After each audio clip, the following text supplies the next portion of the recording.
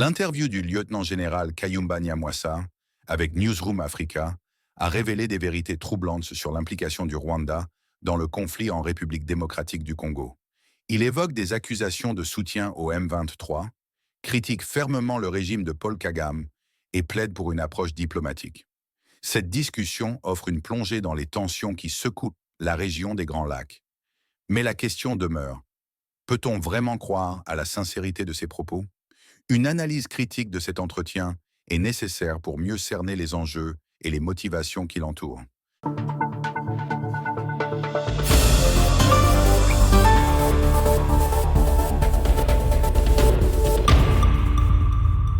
L'interview du lieutenant général Kayumba Nyamwasa avec Newzroom Afrika a révélé des vérités troublantes sur l'implication du Rwanda dans le conflit en République démocratique du Congo. Il évoque des accusations de soutien au M23, critique fermement le régime de Paul Kagame et plaide pour une approche diplomatique. Cette discussion offre une plongée dans les tensions qui secouent la région des Grands Lacs, mais la question demeure. Peut-on vraiment croire à la sincérité de ces propos? Une analyse critique de cet entretien est nécessaire pour mieux cerner les enjeux et les motivations qui l'entourent. Ancien chef d'état-major de l'armée rwandaise, Kayumba possède une expertise indéniable sur les dynamiques sécuritaires et politiques de la région. Toutefois, ses motivations doivent être examinées avec précaution. Ayant lui-même été impliqué dans les opérations militaires du Rwanda en RDC, il est essentiel d'évaluer la part de responsabilité qu'il porte et d'interroger la véracité de ses affirmations.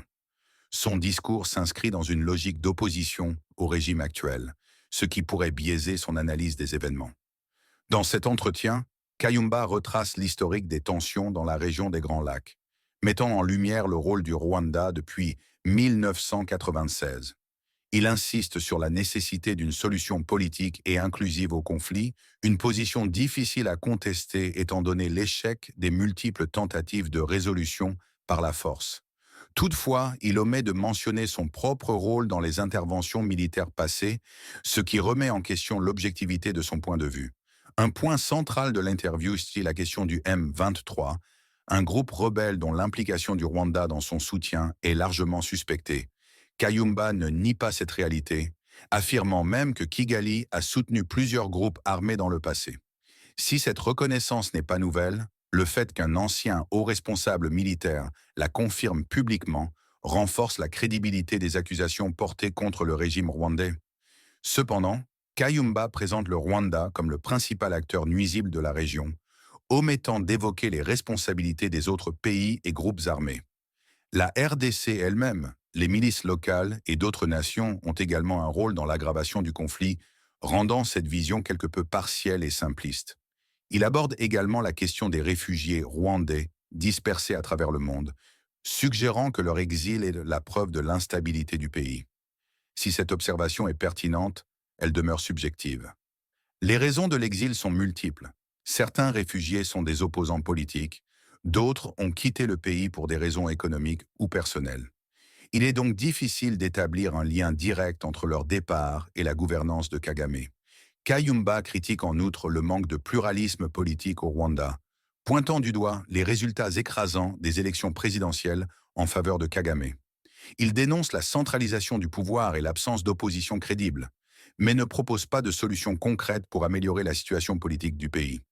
Une autre critique importante concerne l'impunité dont bénéficierait le Rwanda sur la scène internationale, soutenu par ses alliances stratégiques avec des puissances comme la France et le Royaume-Uni, ce qui lui permet de maintenir son influence en RDC sans subir de réelles sanctions. En conclusion, l'interview de Kayumba Nyamwasa soulève plus de questions qu'elle n'apporte de réponses. Si ces révélations sur le soutien du Rwanda au M23 confirment certaines hypothèses, son manque d'autocritique affaiblit son discours. Cet entretien illustre bien la complexité du conflit et des tensions régionales, laissant place à une réflexion plus large sur l'implication de chaque acteur dans la région des Grands Lacs. I am now joined exclusively by the former Rwanda Army Chief of Staff, Lieutenant General Kayumba Nyamwasa, who was also the Chief of Intelligence and former Ambassador of Rwanda to India. Lieutenant General, thank you so much for making time for us this morning. My greatest pleasure, Adrian. How are you? I'm well. Thank you so much again for making time for us. I want to start off here. If we consider that since 1959, Rwanda has had refugees, and yourself being born outside of your home country, what will it take for us to get to peace in the Great Lakes region, Rwanda, the DRC, as well as Burundi? Well, I think what takes is dialogue, and for all parties to be involved in dialogue in trying to solve a situation in the Eastern Congo, but also in the region. Because when you look at the Congo situation, where Rwanda has been involved for the last 30 years, one of the longest wars, maybe like the European wars of the Westphalia wars, are the ones which spent 30 years. Since 1996, Rwanda has been involved in the DRC with Mobutu, with Desire Kabila, with Joseph Kabila, and now with Tshisekedi. We have also had very difficult relationships with Uganda, fighting in Kisangani, closing of the borders, and those kind of things. Our relationship with Tanzania were not even better in 2013, when President Kikwete and President Kagame had fraught relationships. With Burundi, since 2015, Rwanda and Burundi don't sit eye to eye. We are now talking about the war in the DRC. Maybe the next war is going to be now something to do with Burundi. Because even yesterday, the president of Burundi declared he's going to fight Rwanda. Now, if you want a solution, it must be comprehensive. People talk about the Tutsi flight in Congo. It's true, and it's a fact. That one I don't dispute at all. People talk about the Rwandan genocide. It's a fact, it took place. But if you're going to solve the problem of the region, you're not going to solve the problem of the Tutsis by declaring war on other people and think you're going to solve the problem of the Tutsis and even solve the problem of the genocide. If you look at the DRC, we talk about 100,000 Tutsis who could have run out of Congo into Rwanda. But how many millions of other tribes, the Barega, the Bahunde, the Bahutu in Congo, the Nande, all those have been running away for the last 30 years. Now, suppose you were to go in there and liquidate the FDLR. How are you going to do it? You only be able to do it when you are fighting the FDLR in Congo. So even today, remove M23 and you go in now to fight the FDLR. It means, again, that is another war that's going to make people again displaced. So what is the solution? The solution is, first of all, Congo to talk to the M23. Rwanda to talk to its adversaries, because Rwanda has got a lot of adversaries. Even in this region alone, in South Africa, in Malawi, in Zimbabwe, in Mozambique, the majority of the refugees are Rwandese. But when you talk to Rwanda, they just indicate as if there is no problem in Rwanda. Why are these people still in exile? It's simply because they don't feel safe. And if they support the FDLR, why do they support the FDLR? So what would you say has made peace elusive for the region, specifically also looking at the role of Rwanda? Absolutely. If you don't do that, if you don't look at even if today you solve the problem of the M23, the Rwandan situation will remain, because the refugees who are in Mozambique, in Malawi, in Zimbabwe, in Zambia, in Uganda, they won't disappear, they will not disappear. They'll be everywhere. So you cannot therefore say, if I solve the problem of the FDLR, rather the problem of M23, the problem is solved. The FDLR situation is going to remain. So what is the solution that is being given? Liquidate and eliminate the FDLR. What does it mean? Kill them. How can governments meet and they're talking about liquidation of citizens of a country? Now they talk about genocide. It took place. I was there.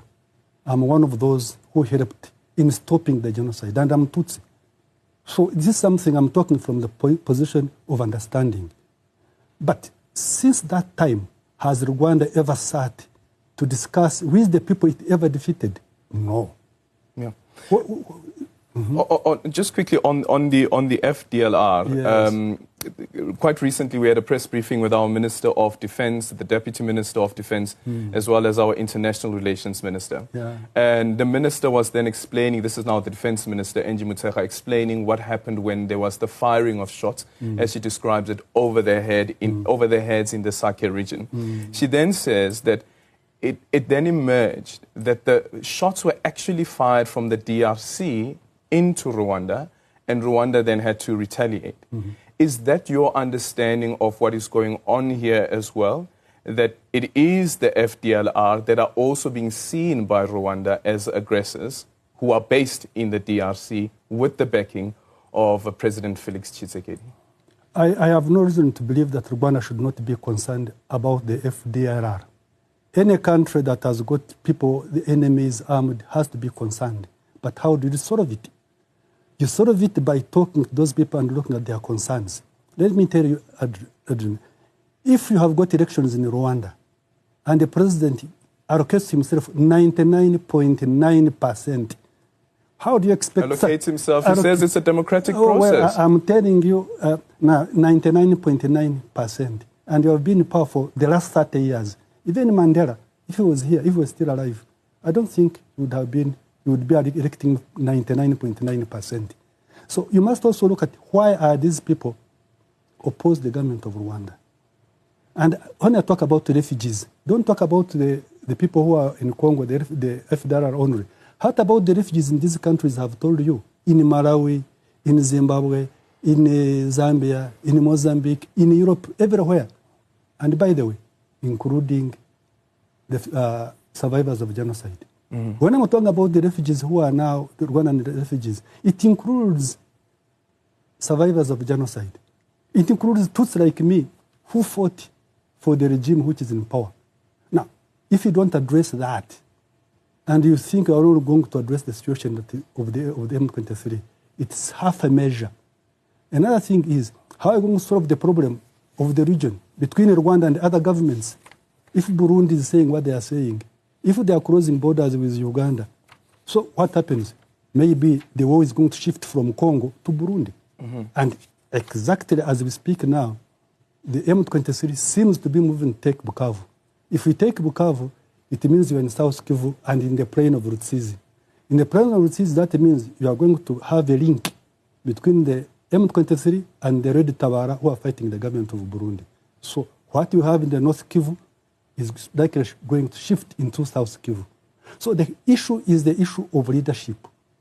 When we talk about political will, you cannot only talk about the political will of President Tshisekedi, and you don't talk about the political will of President Kagame. It must go hand in hand, it must be in tandem. And don't pretend that the problems you see in Congo are not the problems that exist in Rwanda. Because Rwanda has a similar number of refugees than Congo, if not more. I've told you where they are. Yeah. You can check. The M23, as we just told our viewers now, we have a 14th soldier now, South African soldier, who has died since in the past week, just over a week now, since this incident first happened in Sake. What is it, though, about the M23 that makes them so well equipped to be able to hold on to a war, or even a civil war for that matter, for so long? Who's pumping them? Well, give it a proper historical perspective. In 2021, possibly maybe 2022, I don't remember very well, President Tshisekedi had a deal with President Museveni of deploying Ugandan troops in Congo and the construction of roads from Uganda into DRC. They also made a deal with Burundi to deploy troops in South Kivu, and Rwanda was not included. And the leadership in Rwanda was annoyed. And it is on record. President Kagame says, I have not been invited in Congo. We shall go there uninvited. And when he said we shall go there uninvited, that's when M23 started the war. Now, this notion of saying that Congo has not been collaborating is not completely true. Let me give a historical perspective. During Joseph Kabila's time, Rwanda had joint operations with the Congo. Those were called Chimya 1, Chimya 2, when Rwandan troops were allowed to go in Congo and hunt FDLR. They also had another operation called Umoja Wetu for very many years, and it killed people and dislocated people, and NGOs complained.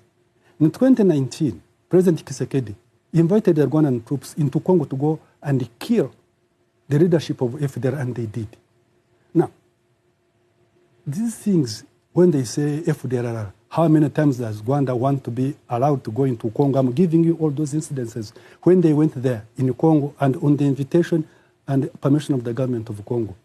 Mark you, at one point in time, Rwanda had the chief of the army of Congo was Rwandese for years. So what did he do? Now today he says FDLR. Why didn't you solve the problem that time?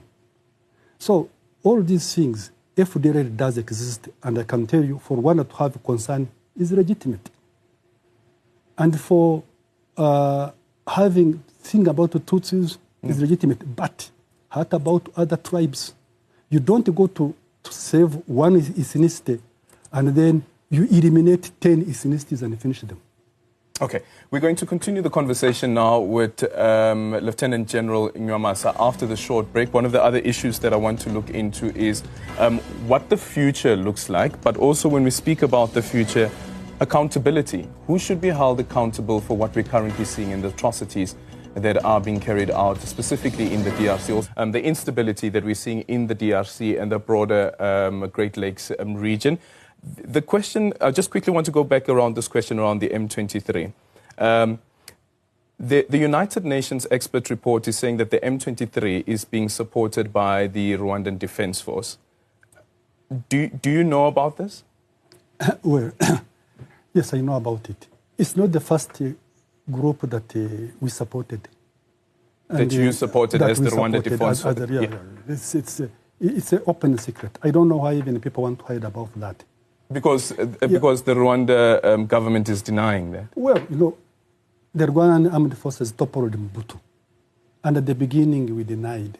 And let me tell you, in 1996, I thought it was a legitimate cause. Because at that time, Rwanda was threatened. And they had to defend themselves. But after overthrowing Mobutu and returning of the refugees, we should have changed our course. It should have been Rwanda talking to the DRC on how we can be able to live together. Number two, there is a misconception that M23 is a Banyamulenge thing. That's not true. The Banyamulenge thing is a long time ago.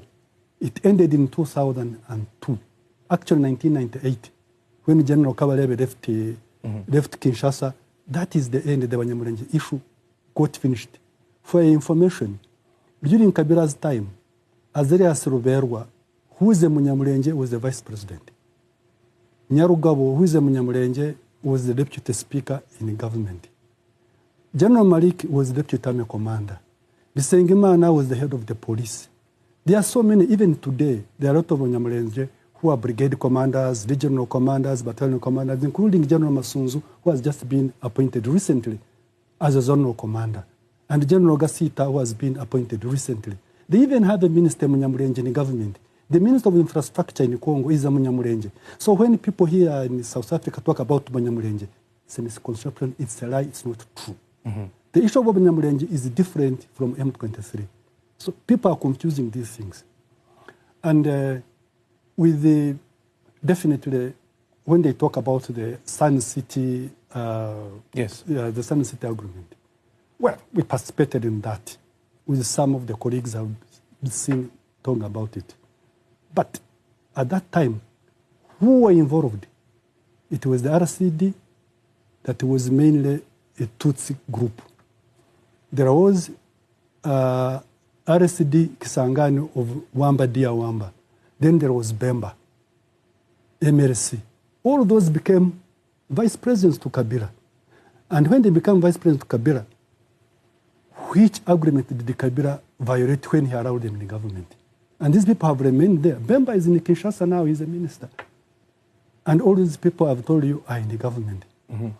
But what happened is there were some unresolved issues of resources and other things. And that's why you have got CNDP eventually, M23 of 2012, and this M23. this has nothing to do with the Tutsis. It has nothing to do with the differences between governments, because the relationship between Tshisekedi and Kagame between 2018 and 2021 was the most cordial. Check how many times did Tshisekedi go to Kigali. And even on the burial of Tshisekedi's father, Kagame was there. So what happened there in between? Where was the FDLR then, at that time? When they were fraternizing like that, where was the FDLR? And what about the Tutsis at that time? Then they talk about who are in Rwanda. Where were they when Kagame was fraternizing with Tshisekedi? The issue is different. It's not political. It's not social. It's not about the plight of the people. It's about control of the Congo. And like I told you, when Uganda went in there, Burundi went in there, Rwanda was not in there, the Rwandans thought they are being isolated. But Congo is a sovereign country. They can invite whom they want, and they may disinvite whom they don't want. At that time, they didn't invite Rwanda. So Rwanda should have tried to talk to Congo and see how they could be invited if need be. But because they thought they can use their strengths, that's what they did. So control of the Congo means control of the mineral wealth of the nation? Mainly.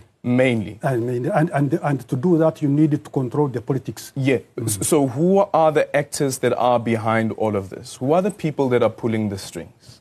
Well, I would say to a very great extent, it has really been Rwanda, to a very great extent. Because all those people I've mentioned... But is it Rwanda acting on its own? Is it being propped up by other nations, foreign nations? I don't think so. But I think in a way, for other reasons, Rwanda has done other things and can be tolerated. Not that they want them to take Congo for their own benefits, because they can do it without them.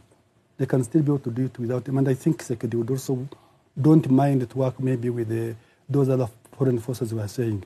I never saw when I was there, and even today, that another government is pushing Rwanda to be able to do that.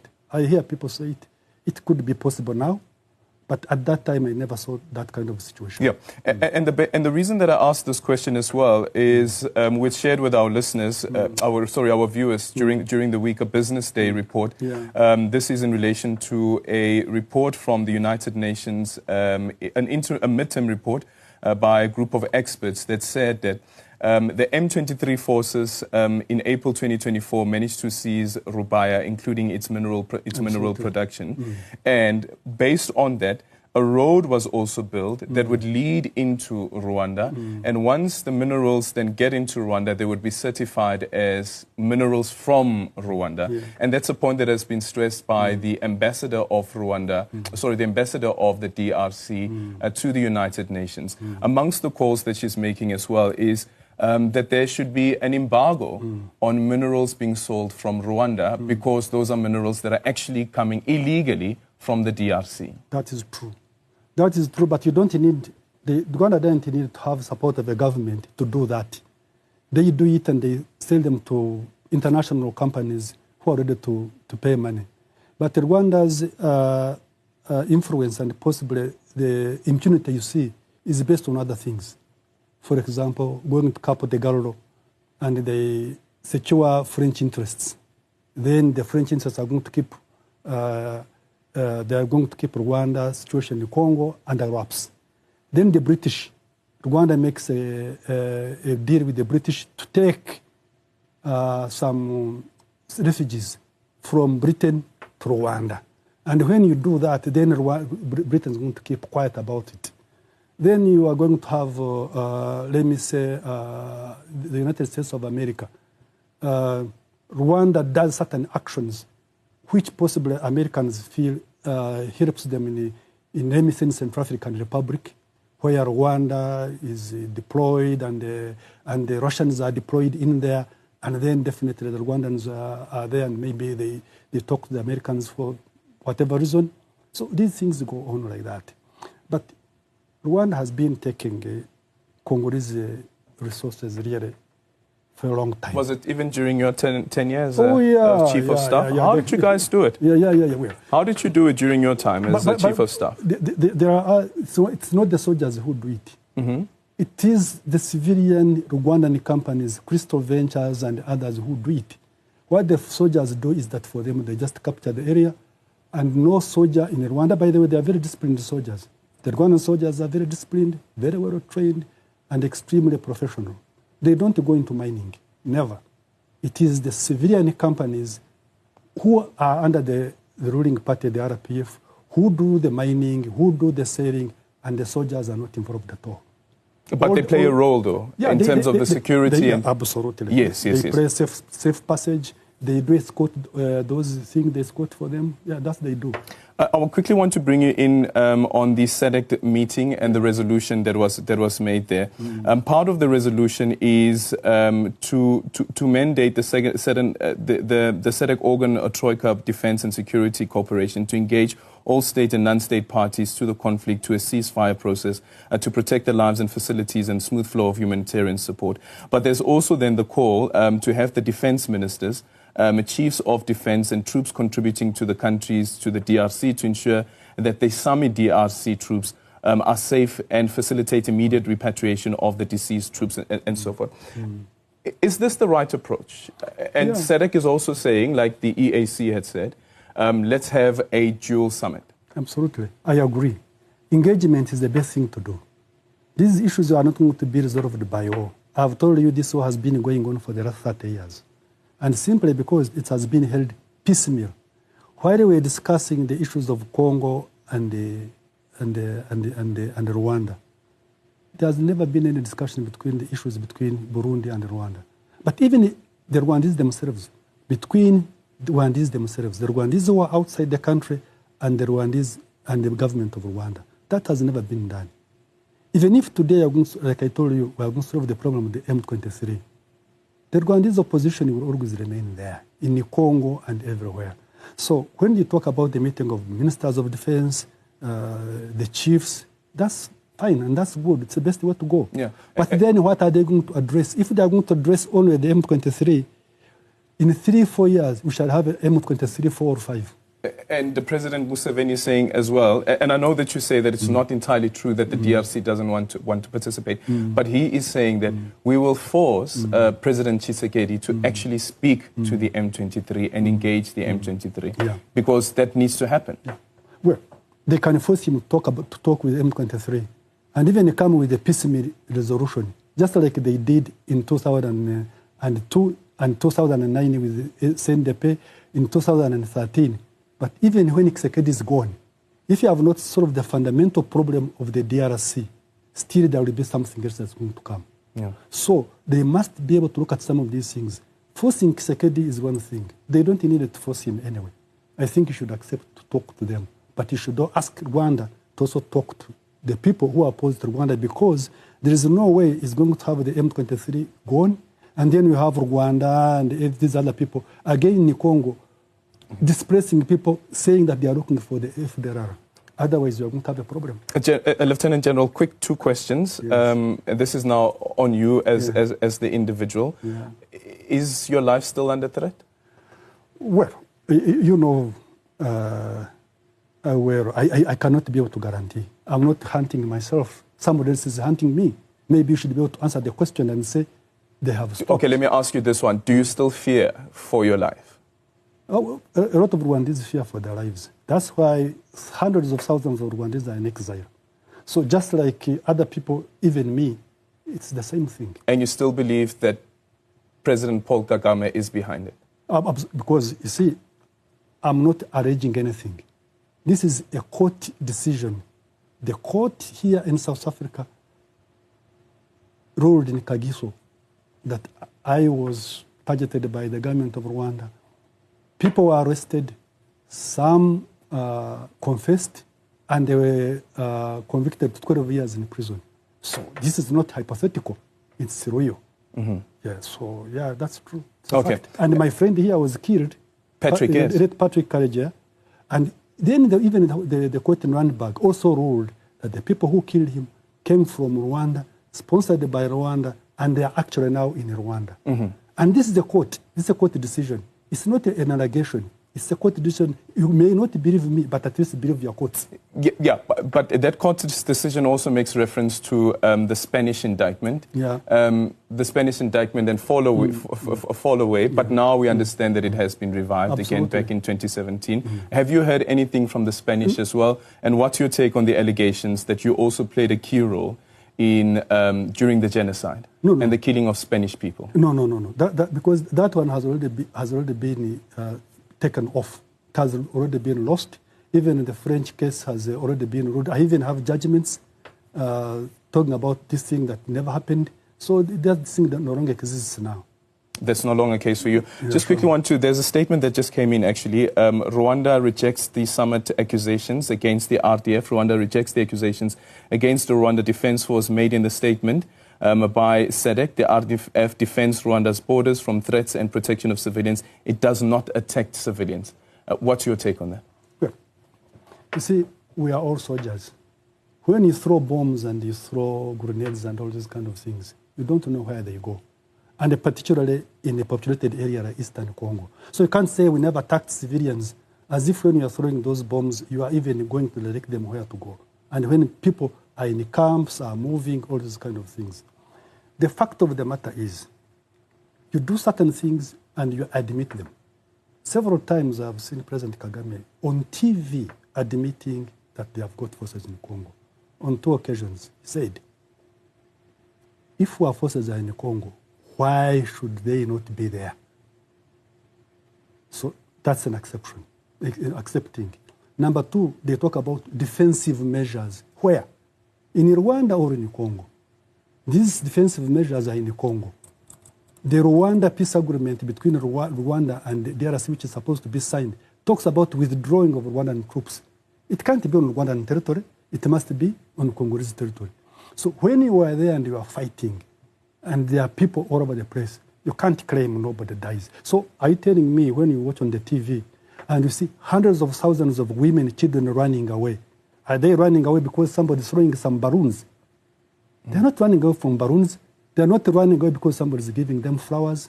They're running away because they are certain because they are being killed. So for anybody to deploy troops in a country and people are displaced and we say, we don't do this, what do you do?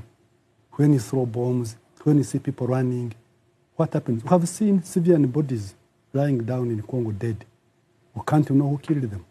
But the Rwandans cannot say that it's not us. It could be anybody who's involved in the war. Yeah, and you don't think that the summit DRC should withdraw? Well, that is a political military decision that can be taken by South Africa. Okay. But all I can say is, I think Nadir, when it was deployed, they thought they were going to fight a rebel movement. They never anticipated that they were going to fight a rebel movement and a government. Okay. Do you know what? The former Rwandan Army Chief of Staff, Lieutenant General Kayumba Nyamwasa, who is also the former Chief of Intelligence, and at some point you were very, very good friends with President Paul Kagame. Yeah. That relationship, of course, has now broken down. But I want to ask you about this particular individual. Do you know Fulgence Kayishema? Fulgence Kayishema. I've read in the papers. You've read in the papers about him? Yeah. Because I saw the story around his extradition. You're not too sure about the role that he would have played during the genocide? No, I wouldn't know. But even when I was in Rwanda, I think I used to read some articles and I think even some of these things about Kayishema. And by the way, okay, go on. No, continue. And by the way, when they talk about Kayishema and the people who committed the genocide, it gives me the reason to tell you about even the FDLR, for example. Not a single person, by the way, in the FDLR was indicted by the International Criminal Tribunal in Arusha. Not a single one. Now, we come here and people are saying genocidaire. That's not entirely true. Why? 95% of the FDLR are in Rwanda. They're in the Rwandan army and the Rwandan reserve forces. And a lot of them are actually now fighting in Congo with the Rwandan army. Now, you don't become a genocidaire in Congo today when you cross to Rwanda and you become an angel. And by the way, I'm the one who started recruiting and integrating the FDLR when I was still there. And I like it. And I think the Rwandan government is doing very well integrating them. But you see, don't talk about integrating people and then say, I have to go and eliminate them. It's a big contradiction. You integrate, but then you say, when they are in Congo, I will go to eliminate them. But when they come here, they are very good people I can work with. Mm-hmm. And from the Security Council side, do you think there's anything that can happen there outside of just the statements that are being issued? I think they should be very clear to ask Rwanda to withdraw its troops from Congo. Well, they did. Directly. Well, they did. They say it, but then have they withdrawn? Yeah, so what should happen after that? The Security Council has members who are really very, very strong, who have not talked categorically to tell Rwanda to get out. And I know for sure there are probably 3 or 4 countries, if they said tomorrow Kagame will withdraw. But they haven't talked. From the P5? Yeah. They have not talked categorically to have them withdraw. So they just talk about in phrases but without being categoric. A final one is on the diplomatic relationship between South Africa as well as Rwanda. We see that it's now further strained with our president labeling the Rwandan Defense Force as a militia group, which has now somewhat, the statement has been edited. I don't know if that means a retraction, but what do you read into that? But I think it could have been an oversight on or that's really a typing error or whatever, but I don't think President Ramaphosa meant that. But I think the reaction from the other side was very, very unfortunate and extremely undiplomatic, because I think it could have been done better. Thereafter, I saw a lot of interviews being carried here in South Africa from Rwanda, which, by the way, you can't do in Rwanda.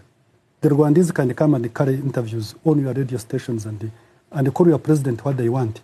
But your person cannot talk in Rwanda and talk about possibly what I've talked here. And even when I leave this station here, check in the comments, you are going to see, they are going to call me all sorts of names, all those kind of things. So whatever the case may be, that statement and the diplomatic relations may be strained. And I believe when the South Africans and Sumner did in general deployed in Congo, they didn't think that they are going to have another country attacking them. They thought they are going to fight rebels, not knowing that they are going to fight rebels plus a country. I believe if they knew they were going to fight rebels plus a country, the deployment would have been different. Okay, then thank you so much for your time. Truly appreciate it. My greatest pleasure. That is the former Rwanda's Army Chief of Staff, Chief of Intelligence, and also former Rwandan Ambassador to India, Lieutenant General Kayumba Nyamwasa, who is in the country, still on a refugee status? No, permanent residence. A permanent residence, yeah. Okay, then. Thank you so much for making time for us.